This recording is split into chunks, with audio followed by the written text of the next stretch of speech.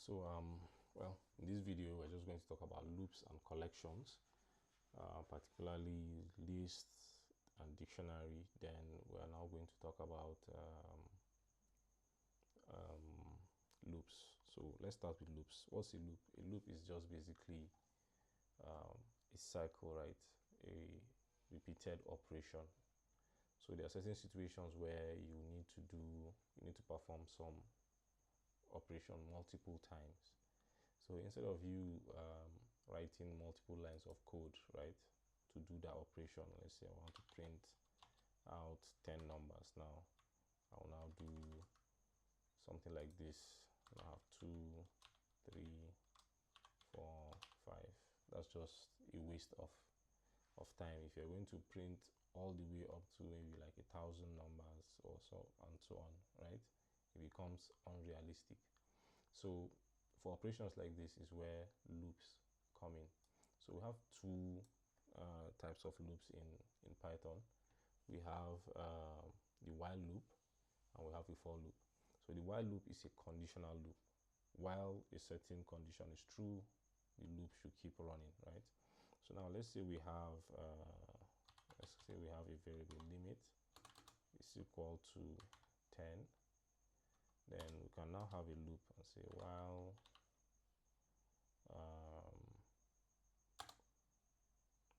limit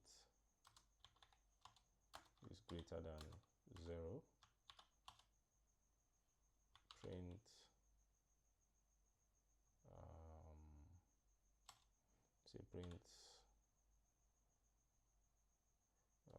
just say while loop, right? So by saying we have a variable limit that has the value of 10, so now say while limit is greater than 0, print this.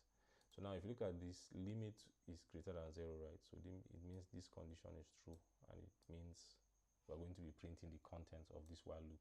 This is going to get printed. So let's run this and see.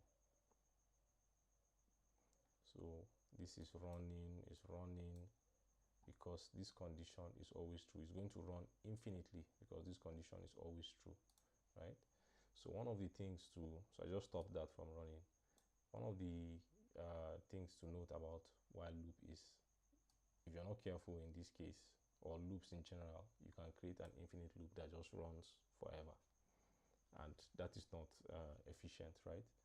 So what we can do is say while loop is, let's say less than 10, while limit is less than 10, do this. Then we can now say limit plus equals 1. Let me just do this. So let's run this and see. Then as well, let's print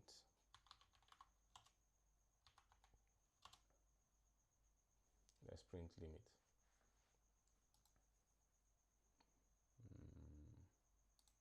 Let's run this.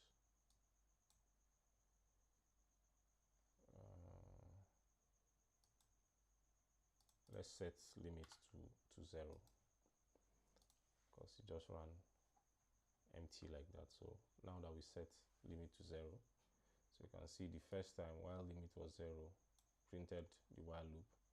Then the next time, or let me change this so that it's a little bit clearer. So let me move this here so that we know the value of limit, and then we now print the while loop. So from the beginning, limit is 0, right? We now print while loop. Then limit is 1, we now print the while loop, and so on till we get to 9. Then we now print the final loop because 10 is not less than 10. By the time we get to 10, this condition is no longer true, it becomes false. So the loop itself ends, right? There are other ways to end a loop. A loop you can use if limit is equal to 5, then we can break the loop. So the break statement just helps you terminate a loop given a particular condition. So let's run this now and see. So you notice when we just got to 4, this condition now broke our loop. So it has now terminated the loop. We have now exited that particular loop. So it's either you use a condition like this to break the overall while loop condition, right? So in this case, it's going to run from 0 to 9. That's 10 iterations, right? Because we're starting from 0. Then once it gets to 10, this statement is no longer true. So if you say while 10 is less than 10, right? It's never true. 10 can never be less than 10. 10 is equal to 10, right? So that will make this false and it will stop. Then alternatively, you can have a conditional statement like this. So in programming, this is the equal, or in Python, this is the equal operator. So I'm saying if limit is equal to 5, then break, then stop the loop. So we're not going to get all the way to 9 anymore because of this statement. The single equal sign in Python programming is the assignment operator. So we're assigning this value to this particular variable, right? While in this case, we're checking if the left side is equal to the right side. So this is while loops, and it's very interesting. I think for most, if you're building maybe like a computer vision application with camera access or with OpenCV, you're going to set a condition to say while true, open the camera, right? Because you want it to continuously run as long as your application is running, your computer vision application is running, the camera should be active, right? So you can use that to detect faces, to do like a lot of interesting stuff. Hopefully we get a chance to do that next time. So besides the while loop, we also have the for loop, right? So we have the for loop. So the for loop is more widely used compared to the while loop because it's easier to customize. So an example is of the for loop. So the for loop syntax is, it starts with the for keyword, then your iteration value, we'll put this to be I, then in range, so let's say in range 5. So we can now print I, right? So this is the value we are incrementing. So this is our iteration value. So we are saying for I in range 5, when you don't specify the range, it should just start from 0. So we are saying from 0 for I in the range of 0, 0 to 5, right? Print all those values within that range, right? Now, if you are starting from 0, you can leave it like this if you want your iteration to start from 0. Otherwise, you can have a start position. So I can put 3, comma, let's say 25. So we're going to start all the way to 3 to 24. So this is not inclusive, so just the number before this. So if we run this now, we're going to start from 0, from 3 all the way to 24. So this is one other way to write loop. Then additionally, so we started with this, which starts from 0, right? Then we now move to this, which we said you can start the start position. It can be 6, 7, it can be, if you want to do 20 to 24, it can be this way, right? So this is the start position and this is the end position when you have 2 arguments here, when you pass in 2 parameters here. Now if you pass in a third parameter, right? So let's say we're starting from 1. So this third parameter now is step. It's a step count. So it's going to be moving in the step of 2's. So if you run this now, you notice from 1, we now have 1 plus 2, 3, 3 plus 2, 5, 7. So basically, we've just generated numbers adding this particular step. coincidentally it turns out to be odd numbers from 1 to 23. So you can put 5 here.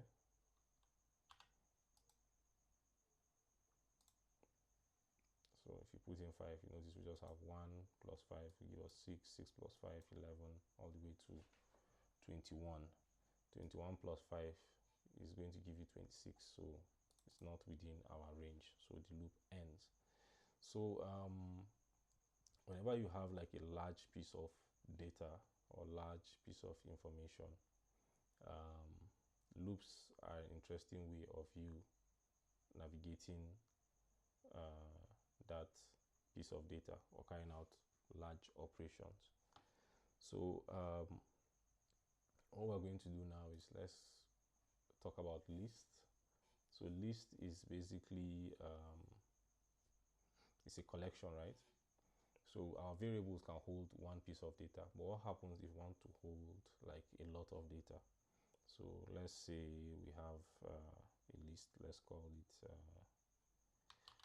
this weight loss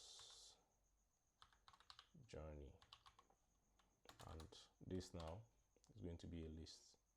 So the list is just going to be a collection of maybe someone's weight. So let's say the person starts from 65, 63, 60,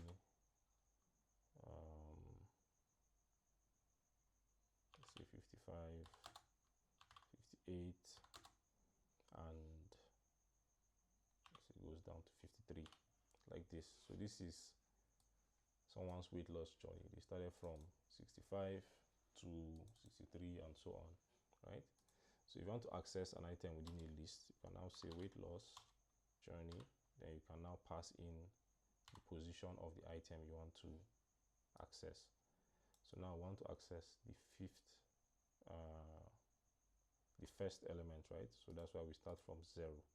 The first element we start from 0. So we have 0, 1, 2, 3, 4, 5, right?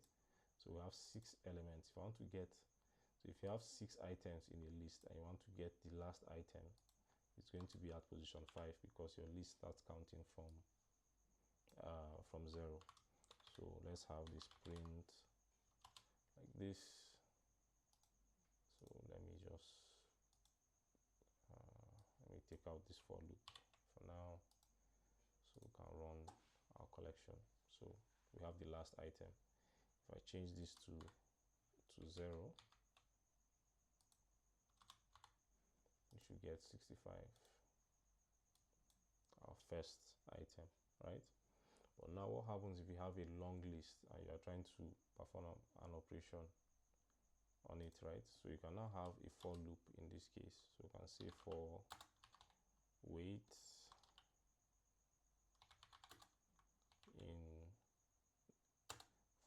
in our list now, which is weight loss journey. So for each of the weight in our list, you can now say print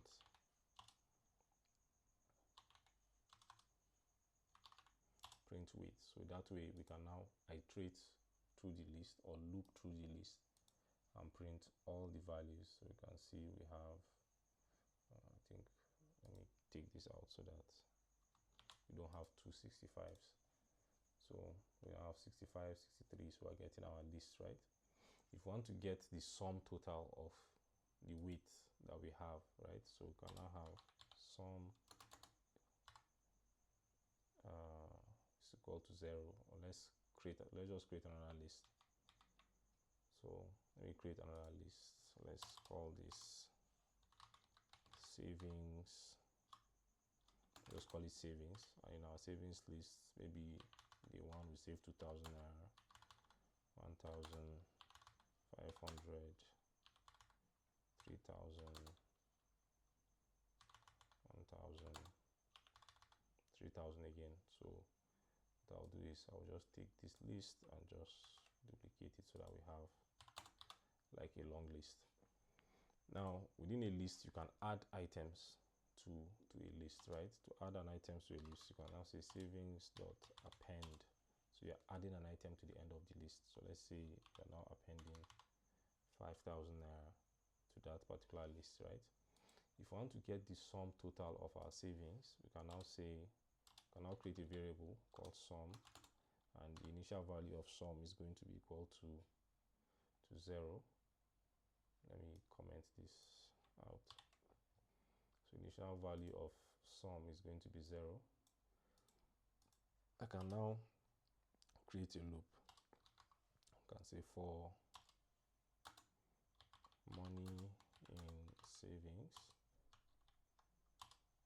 sum is equal to sum plus money, right?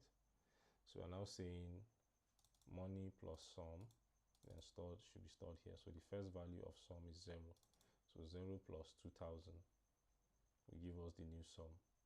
Then, so that means we'll have 2000, and 2000 plus the next money, which is 1000, that will give us 3000, like that. So it's just basically going to be like this. Let me see what's the best place to print this. So we can say print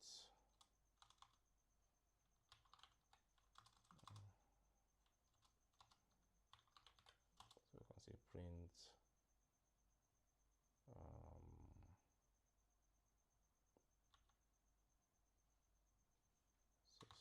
sum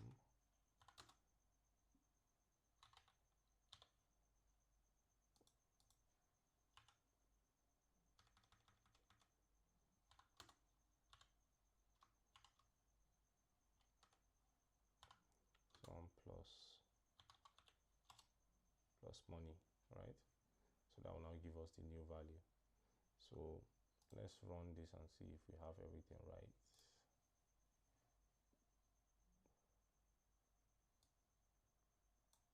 Yeah, so it's now showing us this, right? So what we can do now is to print sum after. So that will now be giving us the total. So I can call this new sum. So if I run this, so you see 0 plus 2000 give us 2000, 2000 plus 1000, 3000, 3000 plus 500, 35, like that, till we have our final total of 26,000 saved. So this is one use of a for loop, right? And a list. Also, we can have, let's say we have let's say names. So this is a list. We can have say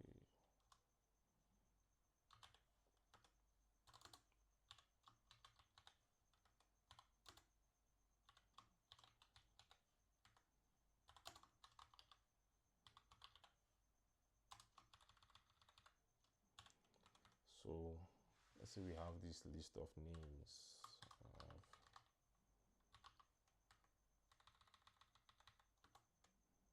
So let's say we have this list of names.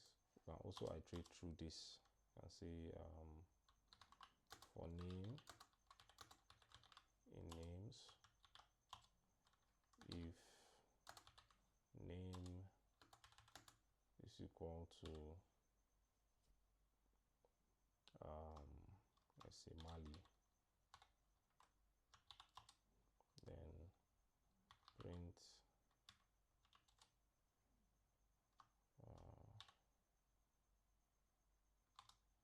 subname is in attendance. Then we stop the loop, so we break, right? So we can have this. So we're searching through the list to see if a particular person is in the list. We're saying for name in list, for all the name in this list, if any name is equal to Mali, print Mali is in attendance, then break, right? That way we don't continue looping through Steven and Miracle since we've already found Mali. This is assuming you just want to find the first occurrence of this name, because if there are two Malis here, you may end up finding one. If there's someone else at the end, you may not find the person. So let's run this code. We move to the top. So you see Mali is in attendance.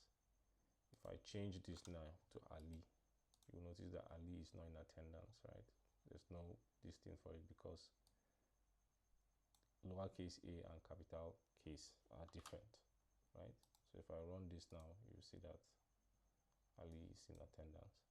So this is just basically the use of loops, loops, list, and for loop and while loop and list.